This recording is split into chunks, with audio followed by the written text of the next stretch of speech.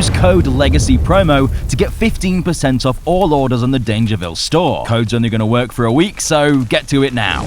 What's up, residents? It's your Mayor of Dangerville, Alistair, back once again with something epic. The full trailer for Monarch Legacy of Monsters has released, and my god does it look good. This trailer is jam-packed with stuff, but doesn't actually really spoil anything, like what some earlier MonsterVerse trailers did. If you thought the previous Monarch teaser was good, then this is so much better. There are some incredible shots here. But obviously, as certified Godzilla experts, we know a few things about the universe and what we can expect from the show. So on that note, let's not waste any more time.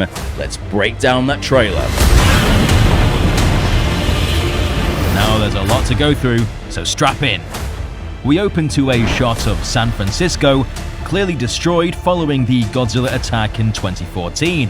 The voiceover from our lead character, Kate Randa, says Monarch was there in San Francisco, before we cut to see Godzilla crashing through the bridge. Kate falls out the back and looks up in fear at the king of the monsters. She states, "When the whole city was coming down, these guys were taking pictures like they've been waiting for it." And we get to see who these guys are, none other than Monarch agents. We've also got these cute little Monarch branded handy cams. I need it now. They've been waiting for Godzilla to show his face since 1954. After they tried to kill him with the Castle Bravo nuclear bomb. And now they're able to document what a Godzilla attack looks like and how much radiation he leaves behind. I love how they're making Monarch seem like some Black Ops organization. Really adds to that government cover-up vibe that 2014 was going for. You think that your father was working for them? This character called May says in reference to Kate's father as she holds up the satchel from his father, none other than Bill Randa, the man himself that got chomped down on in Skull Island. We know that Bill Randa was involved in the development of government satellites, which is how they got info on Skull Island. So there's a possibility that Kate's father did the same, following in his father's line of work after he met his demise on Skull Island. We then see May hack into some documents found in the satchel, and it begins revealing all sorts of government documents. It seems that the only people here that know who Monarch are is Kate, due to her brief encounter in San Francisco. We then cut to who I believe is a young Bill Randa and another Monarch agent as they come across a World War II battleship long since abandoned, and it seems to have been dragged from the sea further into the island. By what monster though? It's unclear. Since Randa doesn't visit Skull Island until 1973, this may be another island not too far away, populated by other monsters. So I doubt this was pulled ashore by Kong. We then see more carnage in San Francisco as buildings have been destroyed and flattened and the area flooded from the Titan attack. Based on the ending of Godzilla 2014, it looks like this area is where Godzilla exited the city, since the docks seem to line up with the exact location. A voiceover from who I believe is Kate says, "This is the world we live in. Monsters are an inescapable reality," as we see her and several others begin to panic, likely due to air raid sirens going off, perhaps signaling a monster attack. Though I doubt this is Godzilla, since he went into hiding until 2019, so maybe it's another monster or just a drill, which were actually really common during the war, and after the events of G-Day, you'd have to be prepared for anything. We see the flying beast again. Some have claimed it's Shinumura, but I doubt it since that creature is insectoid, while this is more dragon-like. We then see stunning shots of some soldiers running through some underground tunnels. The cinematography here really reminds me of 2014, with the flashlights and all that. And in the tunnels are our leads, Kate, Kentaro, and May, hiding from the soldiers. So clearly they've done something to get the government's interest, so this is likely a government area that's been closed off. Next up we see who I think is Bill lining up some handprints, but for what purpose? I'm not sure. Let us know in the comments what you think is going on. We see this Monarch agent, Tim, state that Kate is more important than she could possibly imagine, likely because of her relation to Bill, who created Monarch alongside Shaw. Next up, we see Shaw and Bill walking into some destroyed factory, likely hunting for monsters, or at least their whereabouts, and we see exactly what it is later on in the trailer. For now, we see the legendary Kurt Russell playing the older Shaw from the current day, who appears to have been approached by our leads, likely to figure out what their place in Monarch is. Shaw clearly has something against Monarch, since he states, "You can choke down that Monarch lie, or you can find out what really happened." So there's bound to be a huge mystery here that even we as the audience don't even know about. During this, we see young Shaw with a cool-ass red flare making his way through the ship from earlier, before he's attacked by the unknown flying titan, which has very reptilian claws, further proving this isn't the Shinomura. This is something new.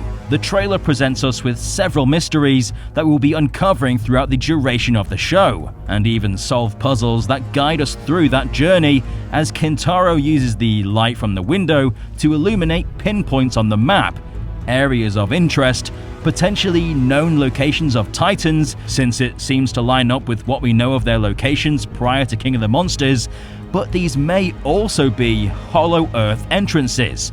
More on that later. We get this cool shot of several explosives going off in what looks like an old factory or potentially a nuclear power plant, which gives me big Janjira vibes. If there are monsters down there, there is a chance there's no radiation in the area as they absorbed it all, and this is the shot of them approaching the location and finding out there's no radiation, similar to what happened in 2014. We actually see what's in the wreckage as we find tons of tiny eggs, well, for Titan standards. Now, I originally thought these were skullcrawler eggs, but when an earthquake wakes them up, we can see that they're insectoid, so something completely new, and they chase after Shaw, and later on in the trailer, we see them crawling up the Monarch agent's leg, which could tell us that she doesn't make it. Now, next up is super interesting because we see what appears to be a hollow Earth tunnel in Antarctica, or perhaps even Siberia, if this really is a map of Hollow Earth entrances on the globe, which means we may see some huge monster come out of it, since Apex wouldn't have designed the He for another 10 years. Shaw looks out in awe at the sheer beauty of this discovery, as it's likely something he's been searching for his whole life. We then get a look at Randa as seen in Skull Island, running through the bamboo forest, away from a Mother Longlegs. This one is likely much smaller than the one we see in the film, since it appears to move very quickly. We see Tim talking to Kate and Kentaro, as he claims the world is so much more vast than they could possibly imagine, likely talking about the Hollow Earth, home of the Titans. We then see our leads camping out in the Arctic plain as something approaches them from beneath the ice, and it crashes out from beneath them. A hideous Cthulhu-like monster with a slender body and tentacles for a head, and a gaping mouth at the center. Since we don't have a name for it yet, right now let's just call it Squidward. Now this is huge, but not Godzilla huge, so I doubt this is the big bad of the show, if there is any. Kate's voiceover says there's monsters and Monarch, which is really hammering down the idea that Monarch are the bad guys in this, although I'm willing to bet that Shaw is conditioning them to hate Monarch and work against them, since he has a disdain for them for reasons we'll likely uncover. We see our cast rolling down a mountain as something rises from the dirt, cars flying, people tumbling, and if you look in the background, you can see it's Godzilla. But where is he? And why is he waking up in the middle of a desert? Why do I have to wait another month? Come on, Apple, let me watch it now.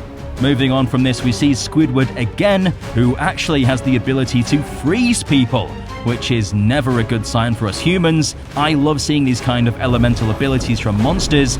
Godzilla has heat, Ghidorah has electricity, and this monster has frost. We see Shaw shouting "run" in the Arctic location, so we'll likely see a whole episode centered around escaping Squidward here. We then see Shaw, Bill, and who I think is Kaiko, according to the cast sheet, running from the ship that's being toppled over by the beast that we see earlier in the trailer.